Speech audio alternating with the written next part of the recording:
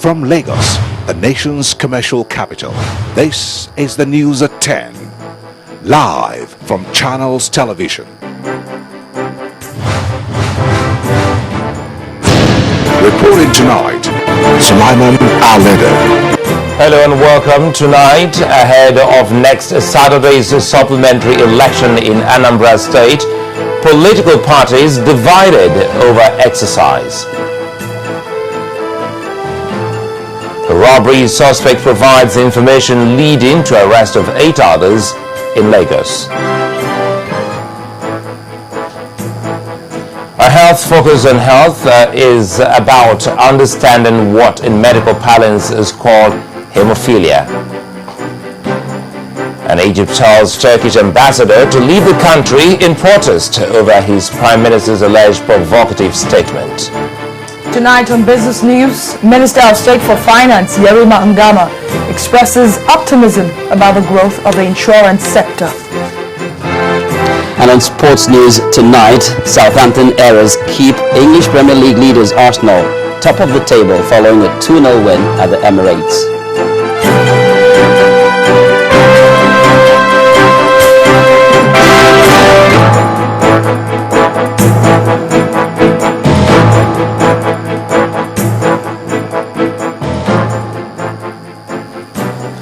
Well, exactly 1 week from today, the supplementary elections in Anambra State will hold. In spite of that, some leading candidates are still kicking.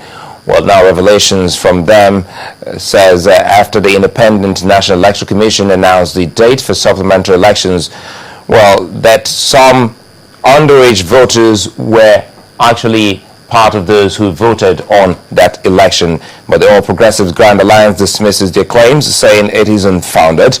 Our correspondent Calvin Obetin now reports. The controversy surrounding the outcome of the Anambra State governorship election gets hotter as the days go by.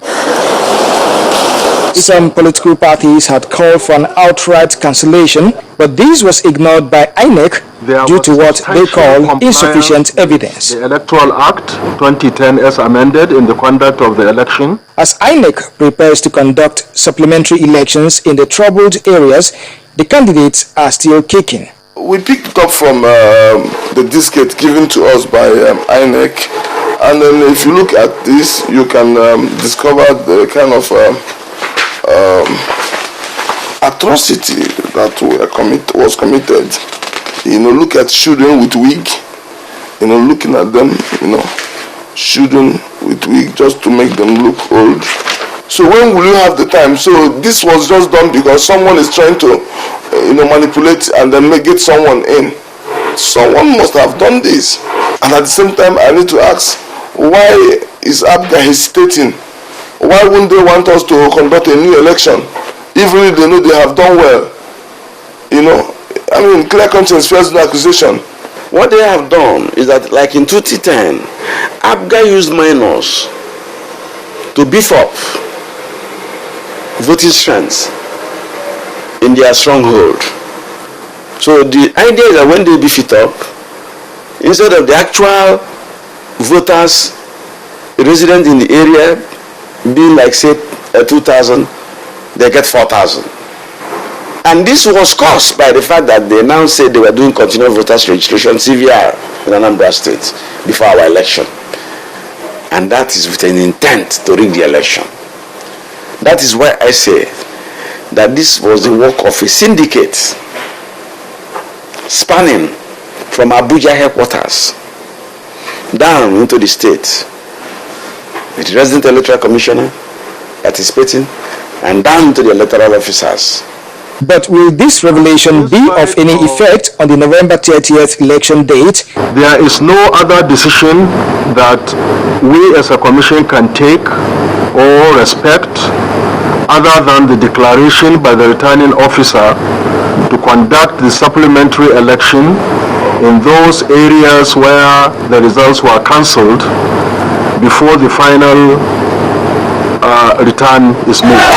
But the camp of the leading candidate is not keeping mum on this new allegation. For them, all that is being sung is the music of a drowning man. what they had was not certified by INEC. And the document they have cannot be coming from lawful custody. If you want to use that type of document in a public program, you must be sure that the document you are showing is certified by the Independent National Electoral Commission, the makers of the voters register. So in this age of information technology where people use graphics to put all kinds of pictures in a document, I suspect that was what they did. There was a girl that is clearly about maybe 1 year old with a headgear. They planted it in the document they came with, say she was found in the register from the governor's ward. The governor is not a stupid man. Even if the governor wanted to do, which is not in his character, he will not be trying to put a year-old girl's picture in the voters register. So clearly they are looking for all kinds of things to discredit the election. The All Progressives Congress and the Labour Party have both resolved to seek legal action should INEC turn down their request for a fresh poll. Perhaps the struggle for the highest position in Anambra State may be far from over. Kelvin Ubetin, Channels Television News. Well, INEC may have assured Nigerians that there won't be a repeat of what happened in Idemili North. But a Lagos-based legal practitioner, Mr. G.T. Ogunye, is alleging that the Commission has breached the Electoral Act by not holding the election on the due date and time. According to him, this is tantamount to more disenfranchisement. Section 125 of the Electoral Act and Section 148 talk about secrecy in the process of the election in two manners. One, that nobody who has voted in an election must be compelled to disclose the person is voted for. And two, that while the election is going on, the secrecy of the election must be guaranteed. And now what has happened is that by INEC conducting this election in this shabby manner deliberately, and that's my allegation, and now posting the results of the election, declaring that a particular candidate is leading, INEC is predisposing prospective voters in the so-called scheduled supplementary election to vote in a particular manner. So the secrecy quotient of the election have been destroyed because elections are supposed to be conducted at the same time on the same day throughout the federation. I am referencing section 47 of the Electoral Act, which declares that voting in any particular election must be held on one day and at the same time throughout the federation, meaning that the voting that is taking place in another state ought to have been held on one day and at the same time, contemporaneously, so that voter A will not know what voter B is doing. Well, President Goodluck Jonathan has fully recovered from what doctors call acute abdominal pains. And this is according to his special advisor on media and publicity, Dr. Ruben Abati. In a 5-paragraph statement today, the presidency confirmed that the president was treated for severe abdominal disorder in London. But the good news is that the president is certified okay, fully fit, and would return to the country tomorrow, November the 24th. The president seizes this opportunity to thank all Nigerians once again for their sympathy, support, and prayers for his quick recovery. President Jonathan was in London to attend the Honorary International Investment Council meeting. Now, the House of Representatives has cleared the management of the Niger Delta Development Commission, NDDC, of wrongdoing following the investigations into allegations of fraud. Members of the House Committee on NDDC met with the management of the agency, led by the Managing Director, Dr. Christy Atako, in Port Harcourt, Rivers State, to share their findings.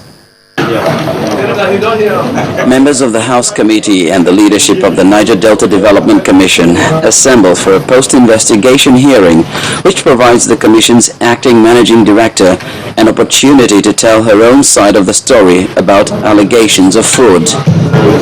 We have a petition written by NDC NDDC contractors association. We are hoping when we see this, we should move action and set up a hyper committee immediately to investigate this petition. Soon enough, Dr. Atako has the floor and explains the challenges the NDDC under her leadership has had to deal with. Unfortunately, many of our projects remain uncompleted, denying the people of the benefits inherent in their conception, benefits which would help improve their living conditions.